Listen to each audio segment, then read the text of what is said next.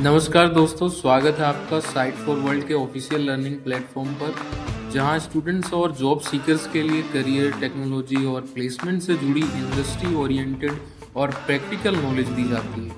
अगर आप अपनी स्किल्स को नेक्स्ट लेवल तक ले जाना चाहते हैं तो आप बिल्कुल सही जगह पर आए हो। चलिए शुरू करते हैं आज का इम्पोर्टेंट सेशन।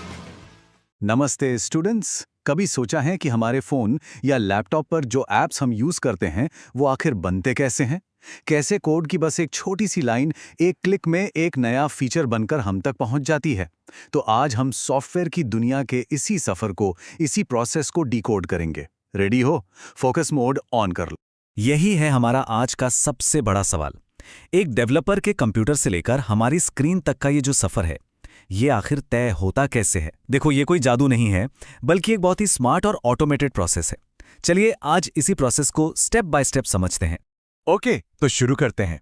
लेकिन आज के मॉडर्न प्रोसेस को समझने से पहले चलो थोड़ा पास्ट में चलते हैं और देखते हैं कि पहले काम कैसे होता था। ये जो पुराना तरीका था ना, वो सिर्फ धीमा ही नहीं बल्कि काफी रिस्की भी हुआ करता था। मतलब डेवलपर्स और कंपनीज दोनों के लिए सिरदर्द था। पहले सॉफ्टवेयर बनाने के लिए वाटरफॉल मॉडल यूज़ होता था। जैसा कि आप स्क्रीन पे देख रहे हैं, इसमें हर चीज़ एक सीधी लाइन में स्टेप बाय स्टेप होती थी। मतलब पहले पूरी प्लानिंग होगी, फिर पूरा एनालिसिस, फिर डिज़ाइन। जब तक एक स्टेप 100% कंप्लीट नहीं होता, आप अगले पर जा ही नहीं सकते। बिल्कुल एक झरने की तरह जो सिर्फ नीचे गिरता है, ऊपर वापस नहीं जा सकता। अब सोचो, अगर डिज़ाइन स्टेज में कोई गलती पता चले तो पूरा प्रोसेस रोकना पड़ता था। समझ आ रहा है ये स्ट्रक्चर कितना इनफ्लेक्सिबल, कितना रिजिड है? और इस रिजिड मॉडल का नतीजा क्या होता था? एक एक सॉफ्टवेयर रिलीज होने में महीनों, कभी कभी तो साल लग जाते थे। सारी टीम्स अलग थलग काम करती थी। डेवलपर्स अपना काम कर रहे हैं, टेस्टर्स अपना। कम्युनिकेशन गैप बहुत था। और सबसे बड़ी बात, सब कुछ मैनुअल था। रिलीज डे पर तो सबकी सांसें अटकी रहती थीं कि पता नहीं आज क्या होगा, सब ठीक से चलेगा या क्रैश हो जाएगा। ये एक बहुत ही हाई रिस्क और हाई स्ट्रेस वाला माहौल था। तो इस प्रॉब्लम का सॉल्यूशन क्या निकला? चलिए अब पुराने तरीके को बाय बाय बोलते हैं और नए मॉडर्न तरीके की शुरुआत करते हैं। हमारी आज की कहानी का हीरो है कोड का एक छोटा सा पीस जो एक डेवलपर ने अभी अभी लिखा है। चलो देखते हैं इसका आगे का सफर कैसा होता है। सफर का सबसे पहला और सबसे इंपॉर्टेंट टूल है वर्जन कंट्रोल सिस्टम या SCM। इसको आप एक सेंट्रल डिजिटल लाइब्रेरी समझो, जहां प्रोजेक्ट का सारा कोड मैनेज होता है। आप में से कई लोगों ने गिट का नाम सुना होगा। वो एक बहुत पॉपुलर SCM है। जब भी कोई डेवलपर कोड में कोई भी चेंज करता है, वो यहां सेव हो जाता है। ये प्रोजेक्ट के लिए सिंगल सोर्स ऑफ ट्रूथ है। मतलब सबको पता है कि फाइनल और लेटेस्ट कोड कहां मिलेगा, कोई कंफ्यूजन नहीं। और ये स्लाइड दिखाती है कि टीम वर्क असल में कैसे होता है।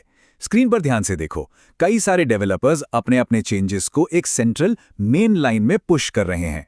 पुश करने का मतलब है अपने चेंजेस को सेंट्रल लाइब्रेरी में जमा करना। और ये मेन लाइन प्रोजेक्ट का मेन स्टेबल वर्जन होती है। इससे ये पक्का हो जाता है कि हर कोई लेटेस्ट कोड पर ही काम कर रहा है और किसी का काम एक दूसरे से कॉन्फ्लिक्ट नहीं करेगा। सब कुछ परफेक्टली सिंक्ड रहता है। अब जैसे ही डेवलपर अपना कोड SCM में पुश करता है, कोड का असली टेस्ट यहीं से शुरू होता है। इस फेज को कहते हैं कंटीन्यूअस इंटीग्रेशन या CI। इसको एक ऑटोमेटेड असेंबली लाइन या एक अग्नि परीक्षा की तरह सोचो, जहां कोड को कई मुश्किल चैलेंजेस से गुजरना पड़ता है ताकि उसकी क्वालिटी चेक हो सके। रेडी हो नेक्स्ट स्टेप के लिए? इस अग्नि परीक्षा का पहला स्टेप है बिल्ड ऑटोमेशन। ये एक ऑटोमेटिक प्रोसेस है जो डेवलपर्स के लिखे हुए ह्यूमन रीडेबल कोड को, मतलब इंग्लिश जैसे कोड को, एक ऐसे फॉर्मेट में बदलता है जिसे कंप्यूटर समझ सके और चला सके। इसे ऐसे समझो जैसे एक शेफ कच्ची सब्जियों को मिलाकर एक खाने लायक डिश बनाता है। यहां पर रॉ कोड एक एक्चुअल चलने वाले सॉफ्टवेयर में बदल जाता है। ये कोड पूरे कॉन्सेप्ट को बहुत आसानी से समझाता है। CI/CD का मतलब है कि शेयर्ड रिपोजिटरी में कोड को इंटीग्रेट करके ऑटोमेशन की मदद से दिन में कई बार सॉफ्टवेयर को प्रोडक्शन में यानी लाइव यूजर्स तक पहुंचाना। सोचो, पहले जहां रिलीज में महीना लगते थे, अब दिन में कई बार हो सकता है। फोकस बना हुआ है ना? और ये स्लाइड CI के फीडबैक लूप को बहुत ही ब्रिलियंटली दिखाती है। देखो, साइकिल को समझो। डेवलपर ने कोड पुश किया, सिस्टम ने उसे ऑटोमेटिकली बिल्ड किया, टेस्ट किया और तुरंत, मतलब मिनट्स के अंदर डेवलपर को फीडबैक भेज दिया। अगर कोड में कोई गलती है तो डेवलपर को उसी वक्त पता चल जाती है, महीनों बाद नहीं। ये तो आग को फैलने से पहले ही बुझाने जैसा है। सोचो कितना एफिशिएंट है ये।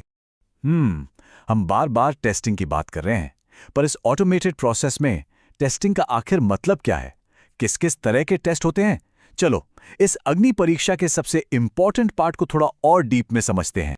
यहाँ कोड को कई लेवल्स के ऑटोमेटेड टेस्ट से गुजरना पड़ता है। ये एक क्वालिटी चेक पॉइंट की तरह है। सबसे पहले होते हैं यूनिट टेस्ट्स, जो कोड के सबसे छोटे से छोटे हिस्से को चेक करते हैं। फिर आते हैं इंटीग्रेशन टेस्ट्स, जो ये देखते हैं कि कोड के अलग अलग हिस्से एक साथ मिलकर सही से काम कर रहे हैं या नहीं।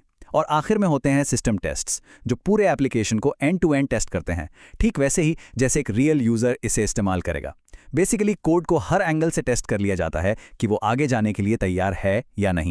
तो जब हमारा कोड इस CI अग्नि परीक्षा के सारे टेस्ट पास कर लेता है, तब क्या होता है? अब हम प्रोसेस के दूसरे और भी एक्साइटिंग हिस्से में एंटर करते हैं, जिसे कहते हैं कंटिन्यूअस डिलीवरी। कंटिन्यूअस डिलीवरी या CD CI का अगला लॉजिकल स्टेप है।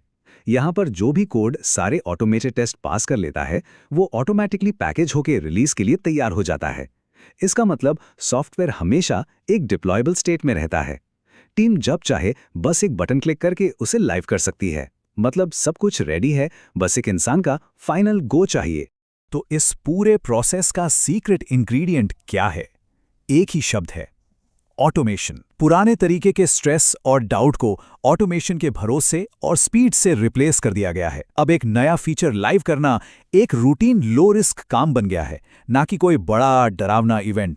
तो हमने पुराना तरीका भी देखा और ये नया तरीका भी। आखिर ये नया तरीका यानी CI/CD इतना बेहतर क्यों है? देखो, ये सिर्फ एक टूल नहीं है, बल्कि ये काम करने के कल्चर में एक फंडामेंटल बदलाव है। ये कंपैरिजन टेबल सब कुछ क्रिस्टल क्लियर कर देता है। रिलीज फ्रीक्वेंसी महीनों से घटकर घंटों पे आ गई। रिस्क बिग बैंग से स्मॉल चेंजेस का हो गया, मतलब बहुत ही कम। मैनुअल प्रोसेस ऑटोमेटेड और कोलैबोरेटिव हो गया। और फीडबैक लूप जो पहले बहुत स्लो था, अब इमीडिएट हो गया है। डिफरेंस एकदम क्लियर है ना? अगर इंटरव्यू में ये सवाल पूछा गया तो बता पाओगे? तो ये सब करने का एंड रिजल्ट क्या है? फायदा क्या है? चलो कोर बेनिफिट्स को समराइज करते हैं। पहला, स्पीड। कंपनीज मार्केट में नए फीचर्स तेजी से लॉन्च कर सकती हैं। दूसरा, सेफ्टी। हर रिलीज का रिस्क कम होता है क्योंकि चेंजेस छोटे होते हैं। तीसरा, प्रोडक्टिविटी। डेवलपर्स कोडिंग पर ज्यादा फोकस कर पाते हैं, मैनुअल कामों पर नहीं।